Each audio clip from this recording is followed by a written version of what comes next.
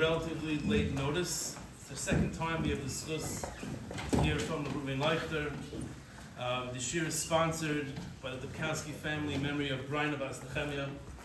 The only remembers the last time Leuchter was here. So Baruch Hashem, we've had a number of very chashva Yidden speaking here, and but the one where there was the most tumult after the shir of what did he mean, and what was the shaila was, the Rabbi remembers, how does one balance learning, family, and parnasa? Yeah. And it was an amazing experience afterwards, fielding the questions, and for days we were tumulting, what exactly the Rav meant, and the mahalach, and it was an amazing mahalach. So this is the Yesod of Rav Leuchter, who's a Talmud of Rabbi, who's a Talmud of Mashgiach Rabbi Reuven, which this shul runs with the hashkafas and the ideas of Rabbi Reuven Levavitz, getting a person to think. The ideas to think. I was once in one of the vadim of Rav Leuchter, and everyone's writing down what Rav Leuchter is saying. So he yelled at us, pay attention. Why are you writing down? Pay attention to what I'm saying. If you're writing down, you're listening with one ear. The next vad, no one's writing. You guys don't think? I say one thing, and you put your pens down, you don't think, you have to think. So the Yesod for our life there is always to... When you're younger, maybe... I like that. I was a crazy guy. But the Nakuda is to think, that's what we've been saying for the past number of weeks here, the idea of not just seeing something, it's a good idea, let me do it, making sure it makes sense, that it is the correct thing to do. So Rav Leuchter Baruch Hashem has this organization called Mei Hadas that has a koilo with learning the ideas of Rabbi and Rabbi Rucham.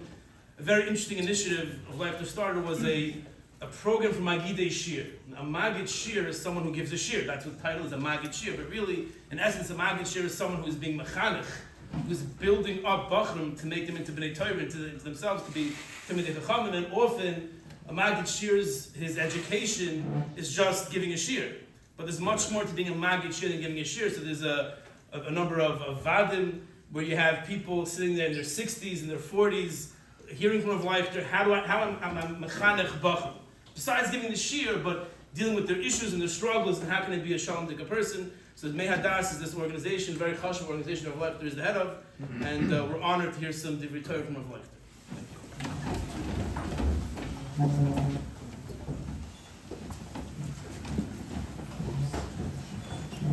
So I am very happy about this introduction, not about me, but about what was mentioned, that over here people are coming together because they want to think.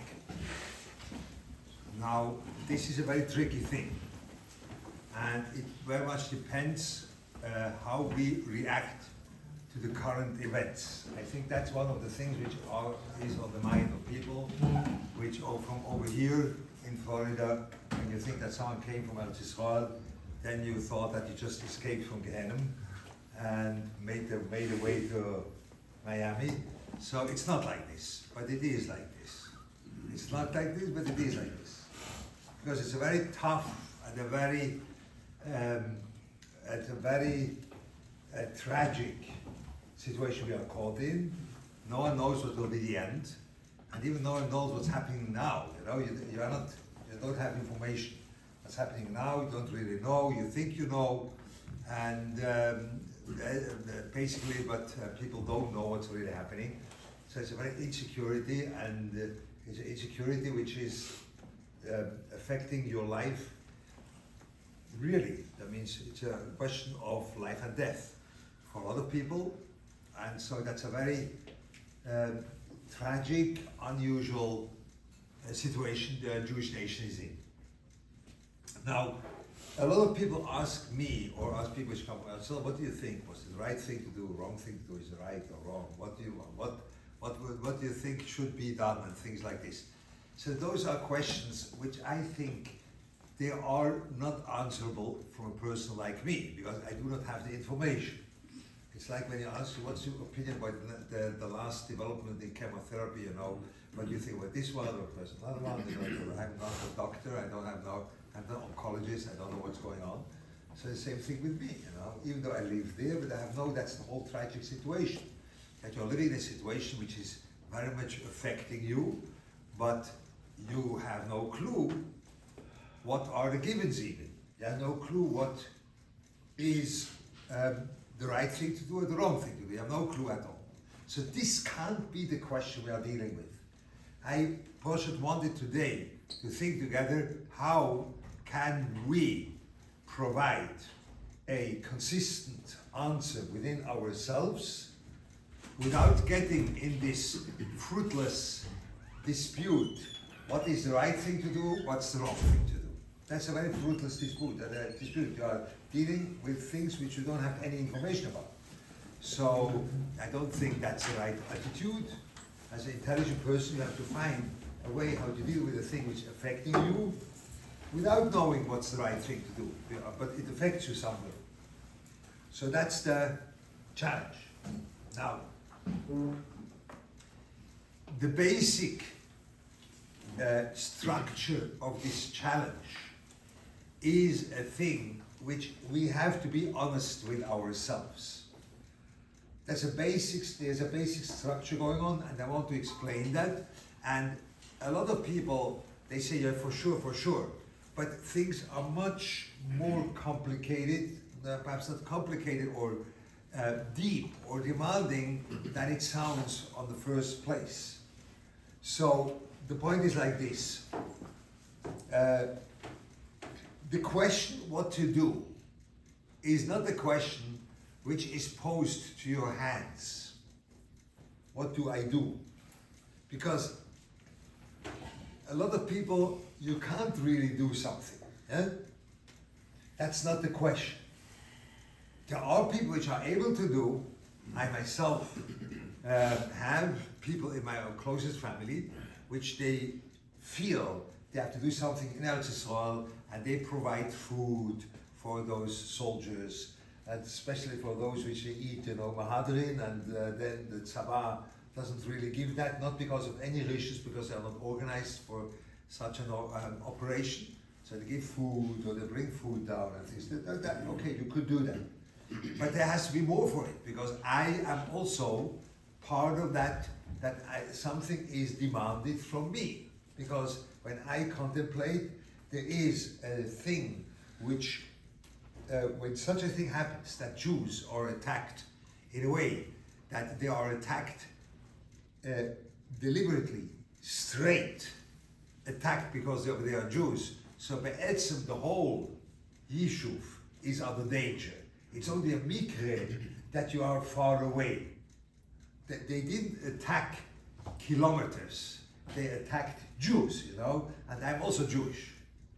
And so you can't really say that because I'm far away, so it's not because it's nothing to do with me, because they didn't want to conquer territory, which there you could say, okay, it's the Gvul Lebanon, they want to move it a little bit, or whatever. No, they simply wanted to kill Jews. That was the point. And after this event on the 7th of October, all of Eretz Yisrael was in a tremendous fear that the Arabs, which live next to us, they are the next to come to our town. I live in Kiryat Yearim, and just Abu Ghosh, where there even was a missile mistakenly falling there, by the Arabs. That's just next door.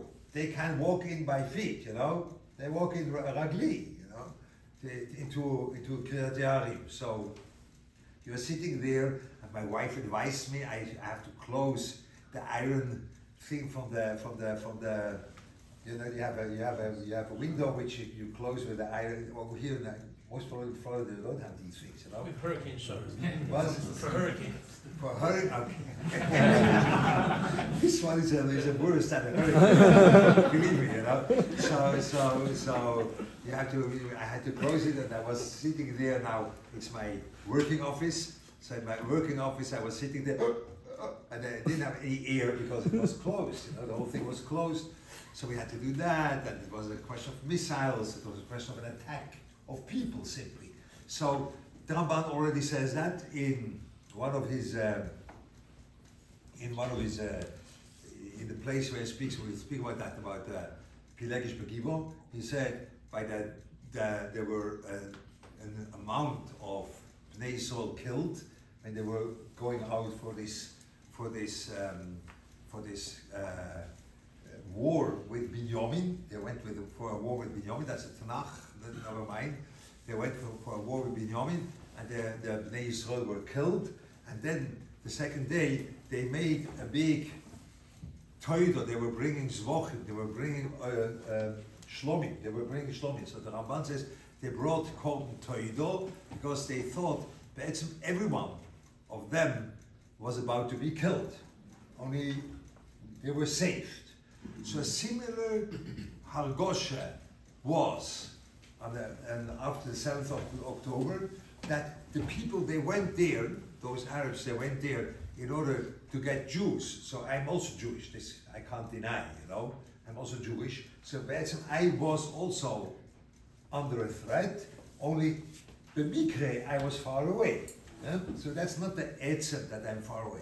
That's not right to learn it like this, because someone was after Jews, so you are the mikre far away. Over here, and we'll speak about that, what's going on over here in Miami, but that was in a sort of case that everyone thought that this has something to do personally with me.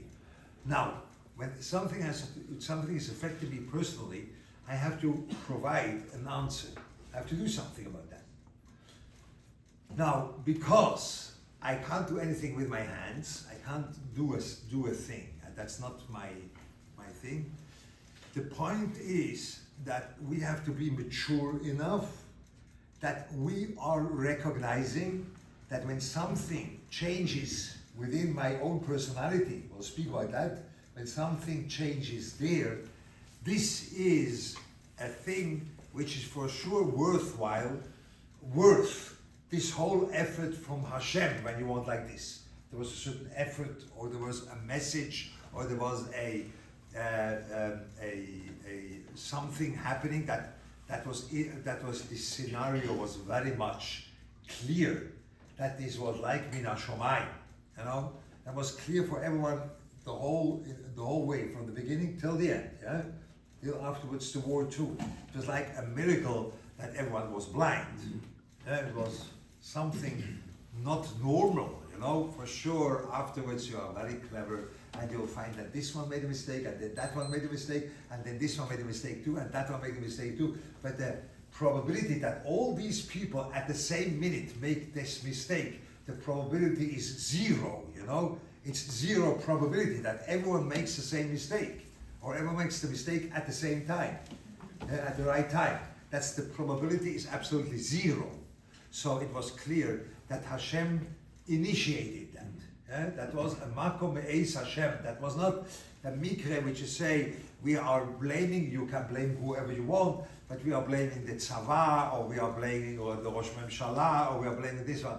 No, the Bible said, made them blind simply, close their eyes, and that's it, And no one saw anything, and no one expected everything, even though things were written on the wall clearly, but no one saw it, It was like flabbergasting.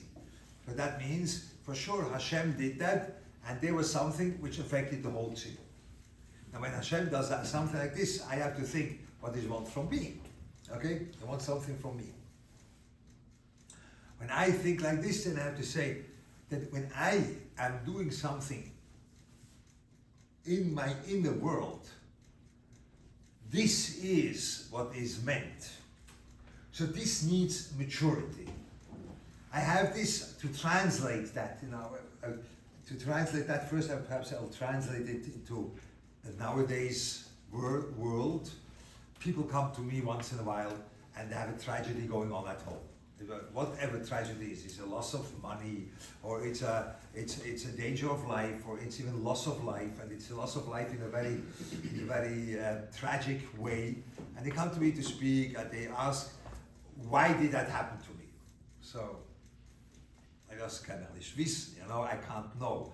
I don't know reasons why Hashem makes things, but I can contemplate together what is wanted to do from you. That means for what purpose that happened, not why. Why? Because you are a Gilgul von Reuven ben Nevot. Say no. So that's why. Or whatever. I don't know what's going on in heaven, how He arranges these things. I don't know. I can't know. What's the reason? Who knows? but I can try to understand what is wanted from me as a reaction. Yeah?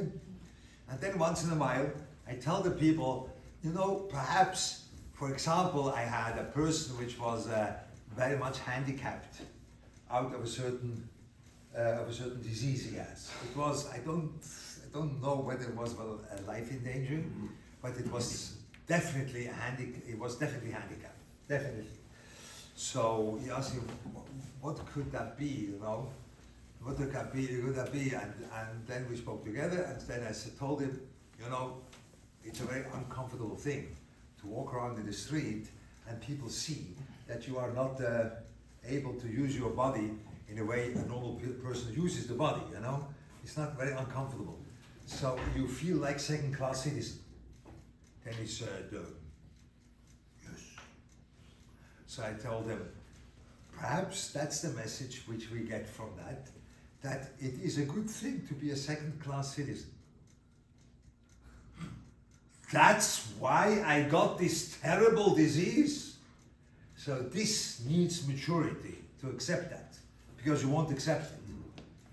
Because you think you have to there has to be something very unbelievable, so big and so broad, because such a big thing happens by me. It has to be an unbelievable big message for me, that perhaps I have to change my whole life, and instead of being a businessman I have to go to Köln, to Eretz Yisrael, in Tifrach, into the yeshiva and learn day and night. I leave my family alone. Once in a while I come home. Perhaps that's the message. No, we stop. Kannst nicht lernen, You can't learn. No.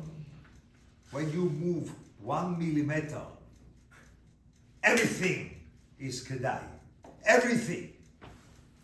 I always say it when you know the old time. There are perhaps people over here which have still experienced those cameras where you had real films inside, not digital one. You experience that still? So when you had it, then once in a while the film didn't move, and you took twice. On the one picture, you took two pictures, So normally that happens when you make it quickly, That means you want to take a picture after one after the other, and then the film didn't move. So you have the picture nearly the same thing. But even when the person is moving 1 millimeter, the whole picture is blurry. The picture is not clear anymore. Because moving 1 millimeter makes the whole thing different. The whole thing is different. We don't get that. That needs maturity. We have to reach that level of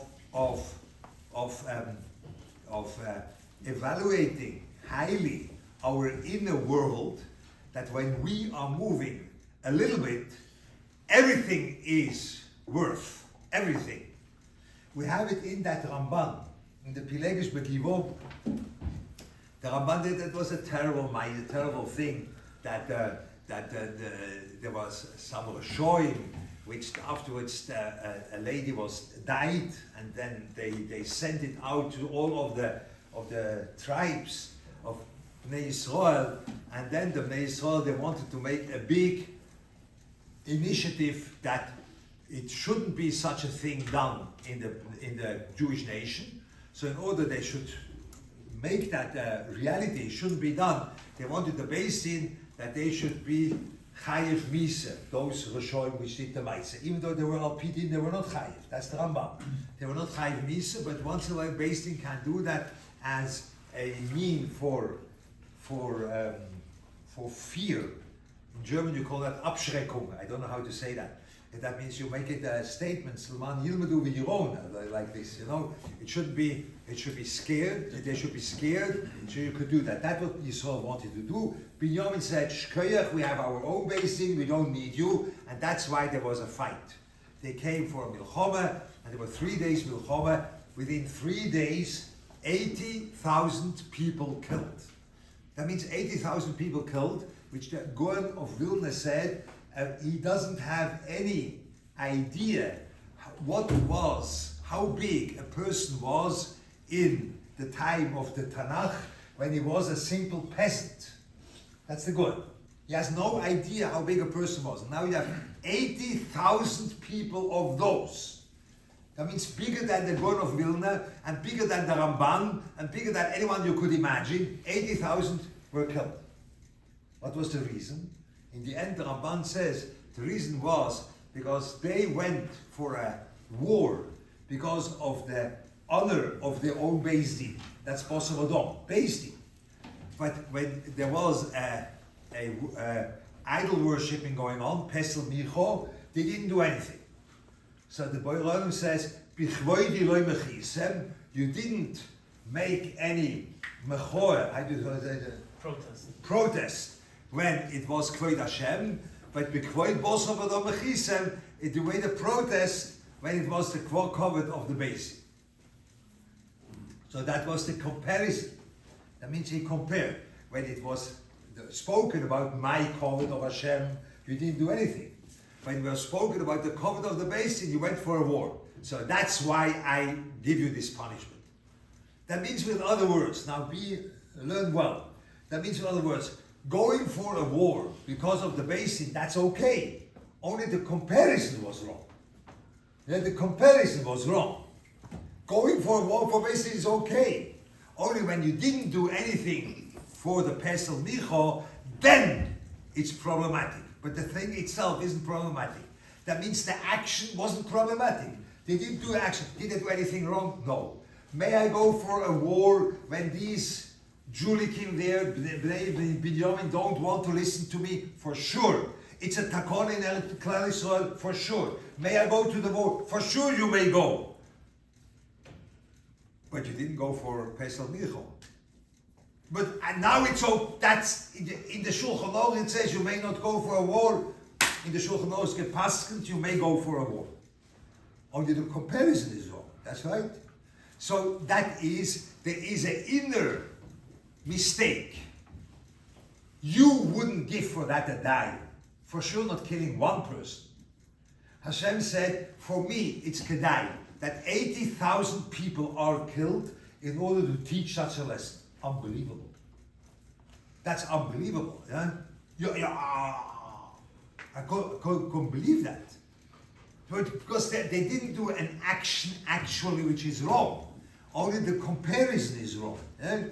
But that is, you can't imagine what is the price for 1 millimeter moving inside. You can't imagine that. And this is a thing which needs maturity. It is a very actual thing which we are going through the whole time. I always have this problem because a lot of people, you know, a person is like the person is like a small world. You heard that once perhaps. Oilem cotton, you know, there's a big world going on, and the person is a small world. Yeah? That means I'm a small. So I want to show you how that works. You have a big world. Over here in Florida, I don't think you are suffering from that, but in San Francisco, you suffer from earthquakes, things. And when you go into the islands there in the Pacific, then you are suffering from volcanoes, you know. So that means that inside this earth, there's a fire burning. But there's an outside shell, which is very thin. It's not more than a thing from an apple, you know, like the green from the apple, compared with the white inside. So that's the thickness of the shell, which is outside on the earth, but it's livable. But inside there's a fire burning, and once in a while there's a hole, you know, these tektonische Verschiebung, you call that, you know, the plates are moving, and then it gives an earthquake, or then the fire comes up. So that's, you are an oil column. How are you? Thank you. Very well. That's like the outer shell. You know? And how is your prognosis? Well, I have nothing to complain. That's like the outer shell. And when you put the finger in a little bit, then a whole tsunami, a whole volcano is breaking out. And there are some tzoras on a ship. I never saw anything else. I never saw a person which is from outside till inside, everything is okay. And you can say, the Baruch Hashem, really, Kenayin Hora, everything is really, now couldn't be better, you know. It's the outer shell. It's really like oil and cotton. It's a small, you are a small universe, a small world, and the small world is exactly built like that. Inside there is a fire going on, but there is an outer shell which makes it livable, you know, but inside everyone has his own thing, you know.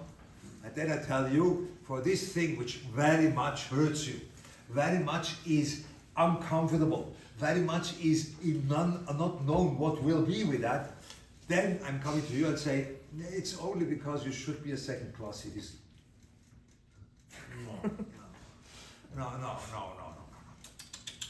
No, that has to be a much deeper, a much more bombastic thing, which will be an answer for this inner pain.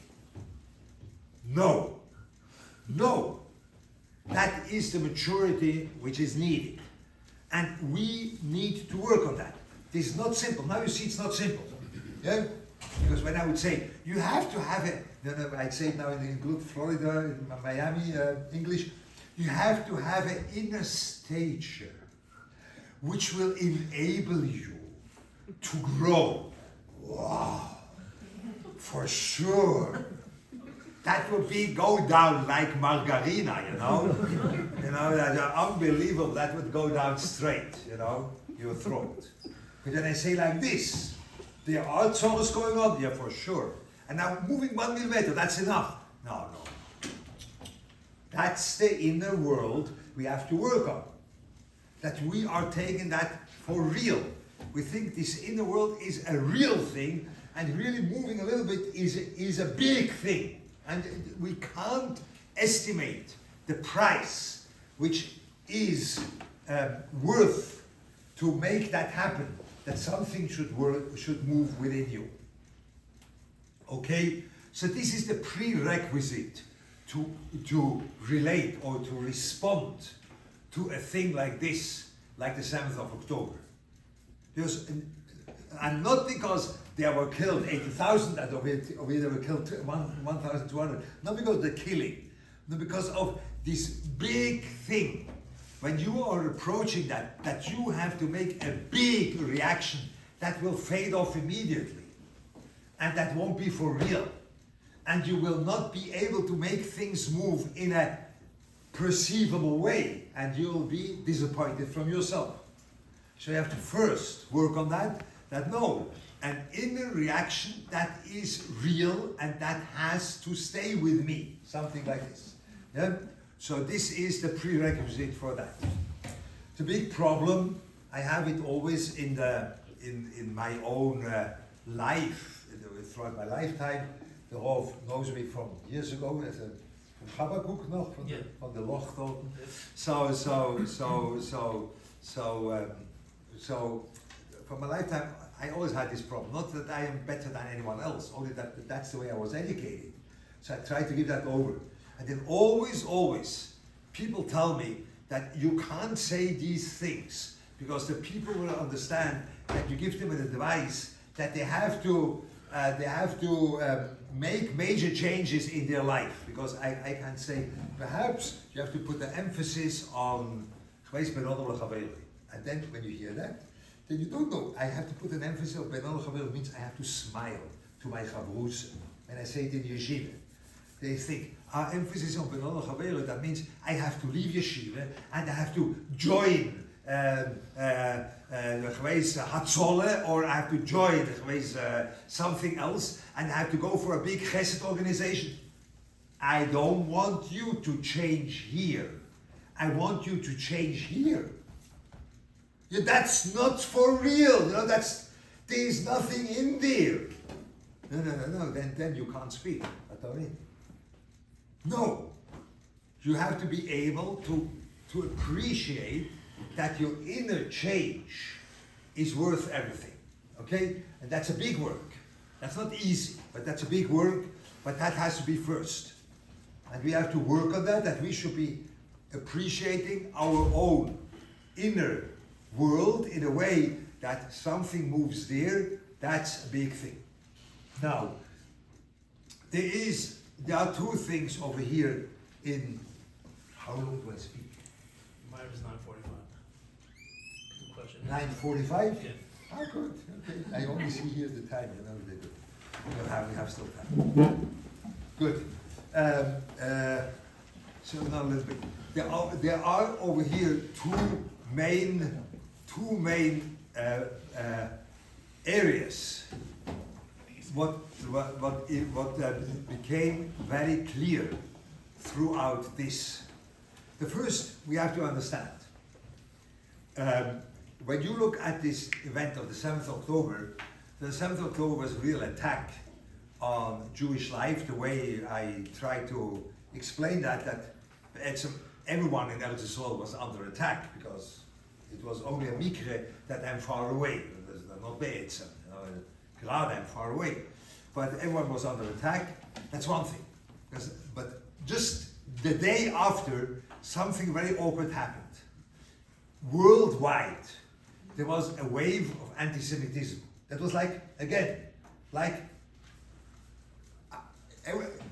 an explanation doesn't work, you know. That is one of the big frustrations we have. We always thought we will explain it and we'll really teach it and we'll show the truth. No one is interested in truth. The last one which is interested in truth is Harvard and Yale. They are the last people interested in any truth, you know. It doesn't matter to them a dime, you know. Nur nicht. They have big universities. It doesn't matter to them at all. You know, Berkeley is worse, I think. Is worse, yeah. But they are always worse. but it's unbelievable. It's unbelievable. It was unbelievable. So that shows you that the point was not the attack. The point was that the Borei Olam wants something from the whole world. You know, COVID was a problem for the whole world, being isolated, you know, and when you were living in Australia, you were locked in for more than a year, you know, you couldn't put your nose out of the window. So that was very painful. So that was a worldwide message. We have now the same worldwide message. Don't be blind. We have a world, the Borei Olam made the COVID, for sure. What stayed with us? Oh Hashem, it's over, that's over, you know. But now we have a worldwide message of anti-Semitism. It's a worldwide message. Wherever you are, you know. Okay, over here in Miami, here you can say, I'm far away. The way I said, I'm in Jerusalem and they are in Sderot or whatever it is. No, it's a worldwide message of anti-Semitism. It's crazy. It's crazy. So the Borei Olam has some issues with the Jewish nation. Yeah, there's an issue by the Borei Olam with the Jewish nation, for sure. It's not only those people there. That's like you have to be totally blind. When you make any deal now, were they from, were they not from, that's like idiotic, because the Borei Olam has an entirely other agenda. Was the shooting in Montreal, you know, in Montreal, shooting on a yeshiva, that's no, it is anti-Semitism worldwide, you know. It's crazy, the whole thing. That means the Borei Olam has something to tell the Jewish nation as a whole. That's for sure. That's for sure. Now there are two things which are possible to take out of that. That's like a shocking event. For me, it was a shocking event. That something, such a basic thing is showing up. Two basic things. One is the Borei Olam is in charge. By me, it's much more than COVID. COVID was only the mass, the extension of this whole thing. The Borei Olam closed down the world. But over here, it's a specific thing against all the seichel. COVID is not against the seichel. COVID is very much with the seichel, you know. But it was dangerous because it's a virus. Over here, it's against the seichel. The Borei Olam takes the seichel of all the people in the world and he turns it around, you know, and you can't explain. You try to explain, nothing. It doesn't work. Don't try to explain. I hold it's one of the biggest mistakes a lot of people do. They now try to explain.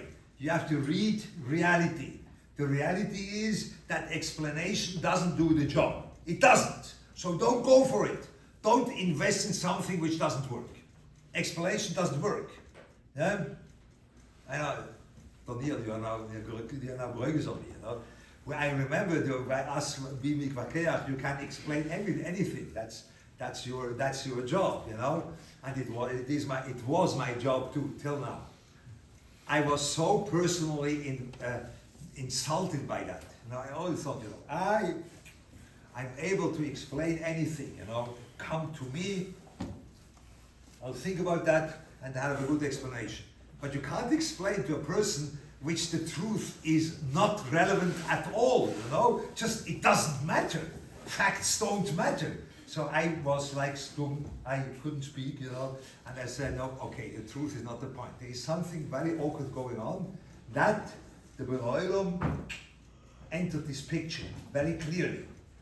Beginning from the 7th of October by itself, where it closed the eyes of those military people, throughout this whole operation where you saw the Beroilum today in Eretz Yisrael, I don't know when that's in America too, but in Eretz Yisrael, even today, a stock-freie people which were never Shemer Shabbos and never anything, you know, they say the Beroilum is a part of the equation.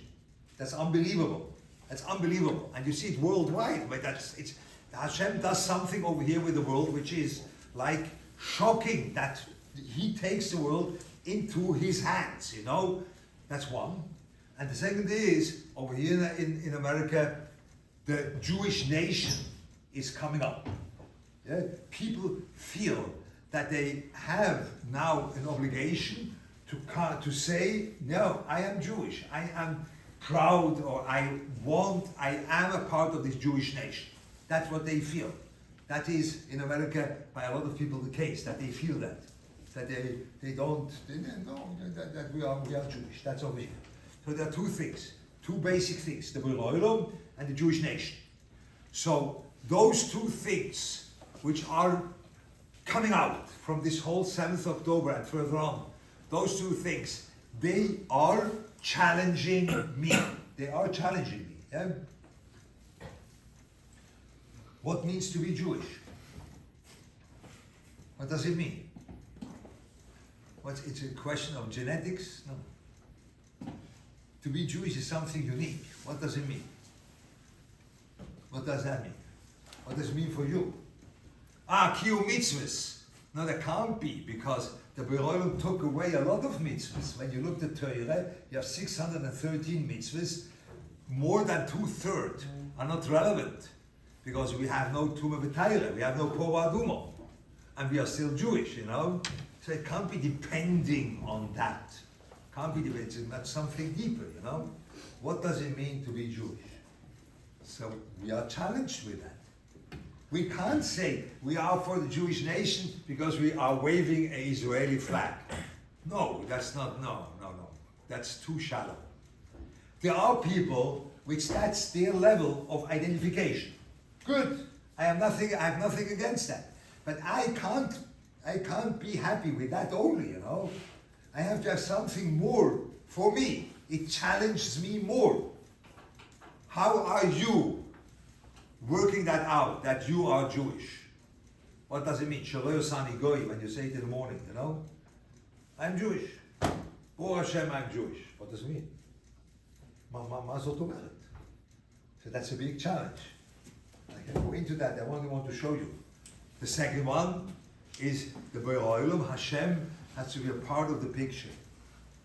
Yeah, for sure it's a part of the picture, as long as it is relevant to my neighbor or to the people down in Azad, you know. Yeah, for sure. There, you see, you love these stories which are told that the bullet was held back by the Tehillim, you know, or you love the other story which the guys went out of the tank and then the tank was shot. Yeah, you love that. The Beroilum is part of the.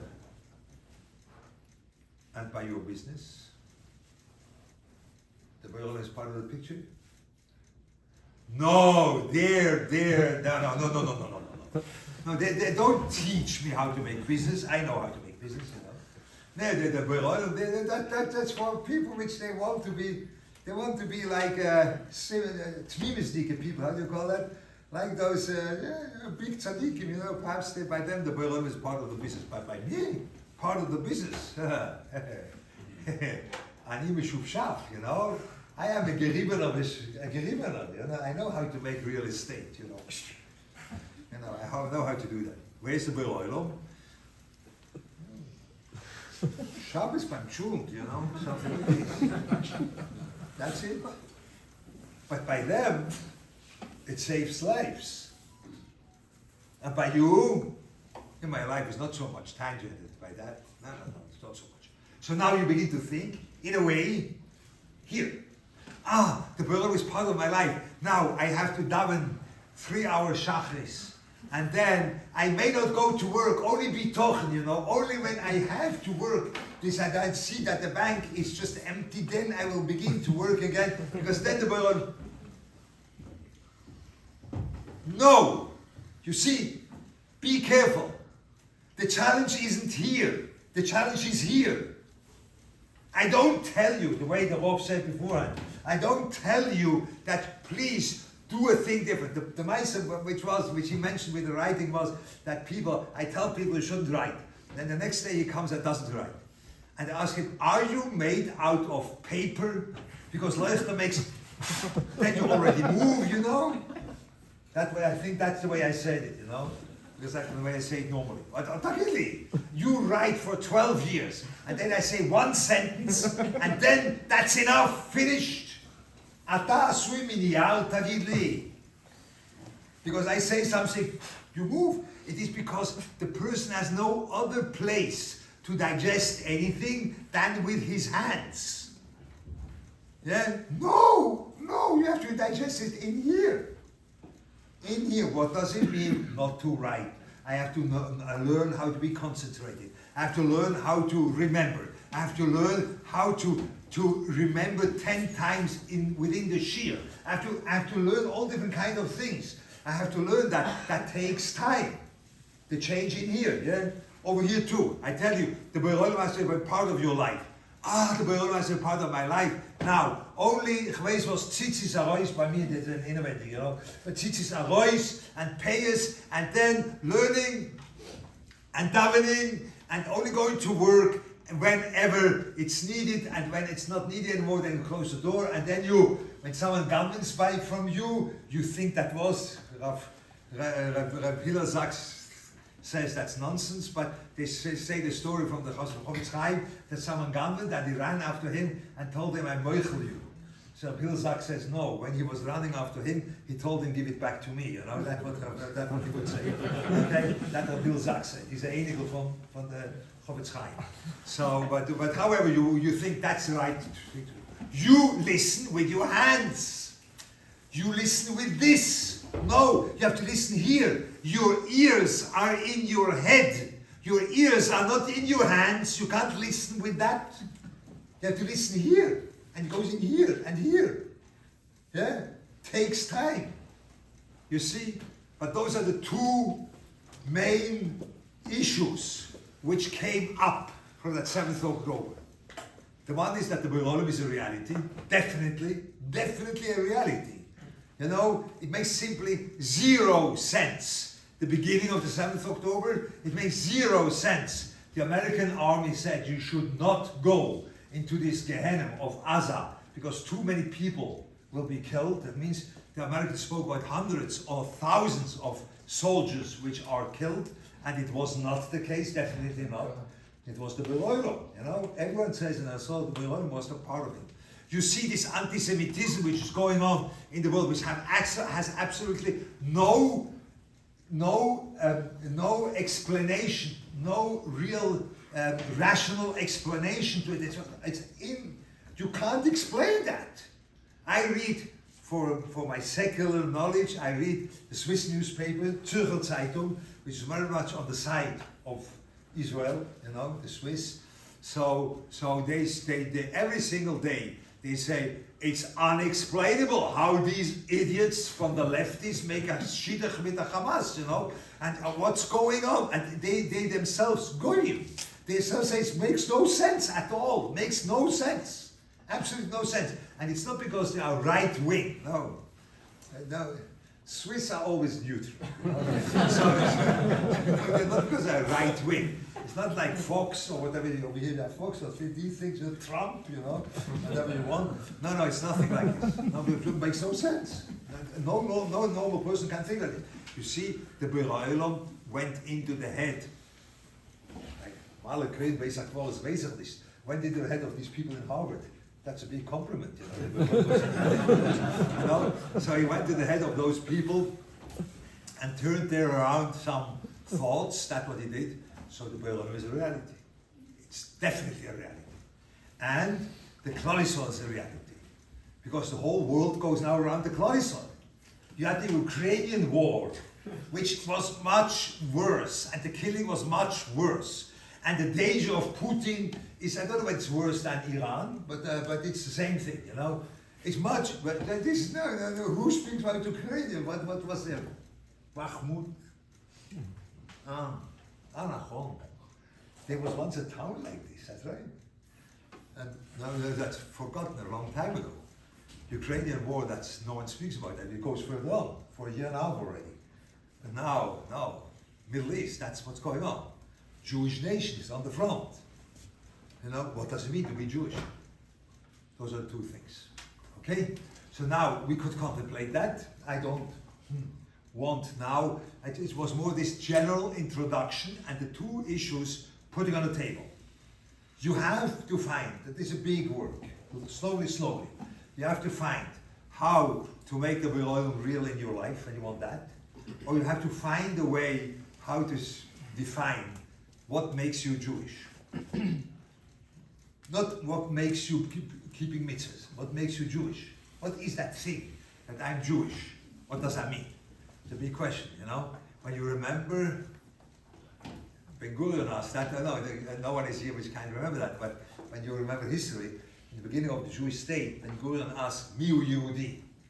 Because they made a chok that Jews can live in Israel. So the question is, who is a Jew? So he asked around, Mihu Yehudi. So they were Frum and Freie, and everyone gave an answer, Mihu Yehudi. So I want to ask you, Mahu Yehudi? Not Mihu. Mahu Yehudi, what is that? What is this Modneberia, which is called Jew? What is that? Yeah? What makes that thing so different than other people? Which this now comes out. What is the difference for these French students when I'm going with a frak and a kippah? Was geht sich on? For was haben sie mir hargenen, Because he's Jewish. So why am I so different for them even? What is that thing that I am Jewish? Yeah? Okay? So those are the two questions which are on the table, which I invite you, that you yourself, with your family, can think about that. But please, the questions are not answered with your hands. It's not the question that you have to change all of your life immediately because you understand the thing. It's a process. It takes time. But those are the issues which, according to my opinion, came up in this time after the 7th of October. Till now, that's good. Now you can ask questions. We have another 10 minutes. Yeah, that's 10 minutes. Yeah. We have another 10 minutes. So when there are questions or whatever, I'll try to answer. I may say I don't know. Okay, that's a deal. You can ask whatever you want, Yeah. Is it reasonable in light of the insanity of the world to say that Mahu Yehudi is somebody who has clarity, a vision of what is truth?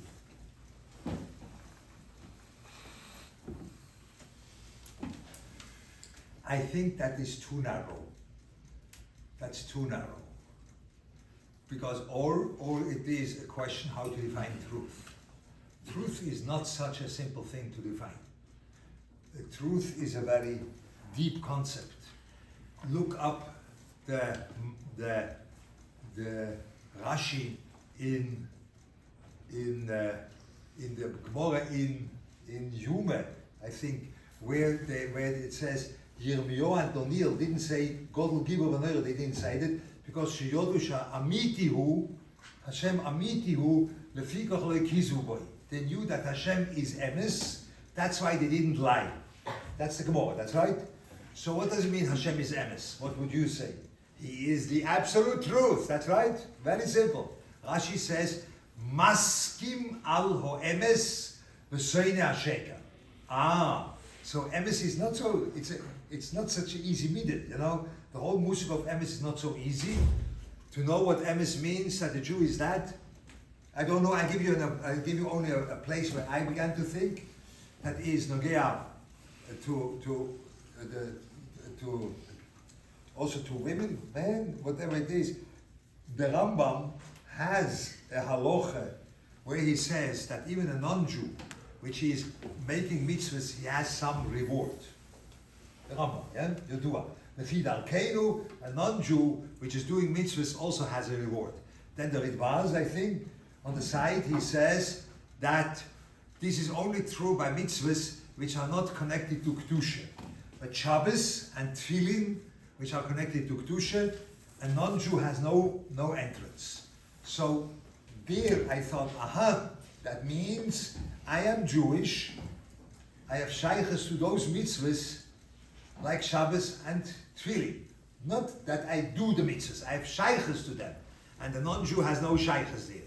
So what does that mean? There I began to think, I'm not sure what will come out from that. But that's only a thing which I thought. I don't make I'm my good friend, which is much more religious than me, you will see it immediately. He told me, Jew is someone which is mitzvah voice. Yeah, on the Har Sinai we became obligated. So that goes down the wrong throat. That's right. Because we left that already a long time ago. No, I have to be motivated. No, you're obligated. No, I need an inner motivation to do it. No, you're obligated. No, simply obligated. Are you a yeke? No, I'm not yeke. That's what you would think, that's right. When I tell you, the Pflicht, you call that in German. Someone speaks German? No, you don't German? No. You have a Pflicht, you call that in German. You are obligated.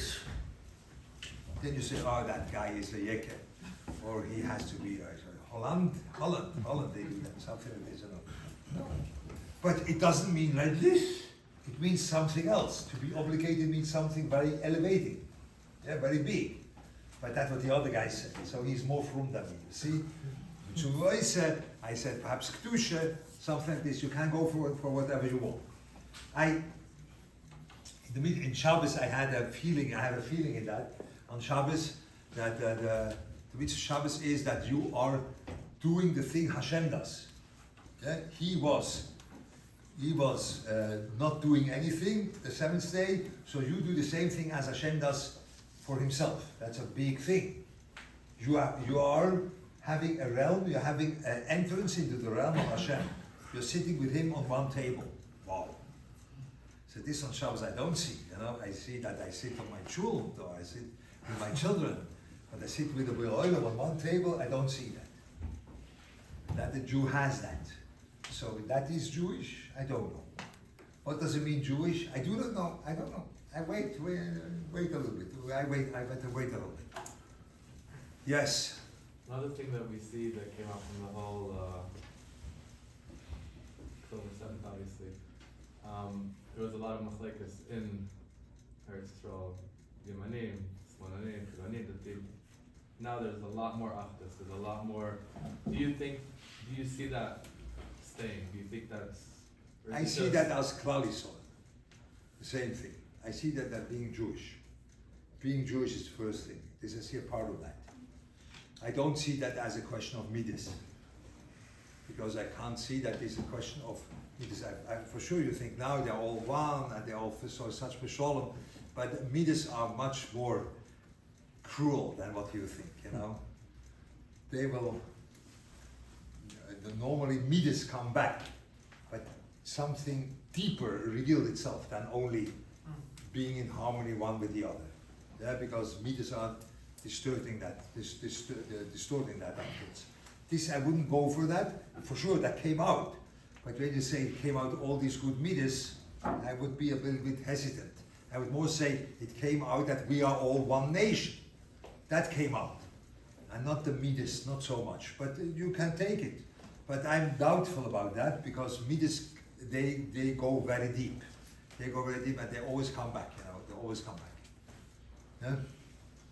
So if a person steps on a scale, you can see that the needle moved that little bit. Yeah. So the Rav's talking about moving that inner needle, and everybody needs like the sense of motivation. How do you really know if that needle's moving?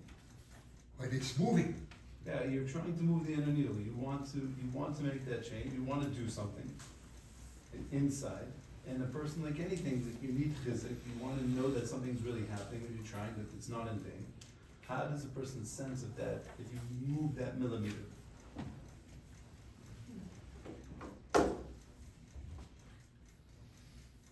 First I thought I could say it only shows up with the time. But there's a thing which shows up with time, when something moves. When you are living in your world, when you know your world very well, and you live in your world, you love to come back to things which you are familiar with. We don't cherish that enough, but that's one of the most basic things, that I live somewhere, that I want, that I should come to a familiar place. Yeah? That's it. I think when you are married, that's right, and you have a certain home where there is a living room, and a bedroom, and a kitchen. And what would you say now? I don't know whether your Rabbi is here, but let's say it's not here.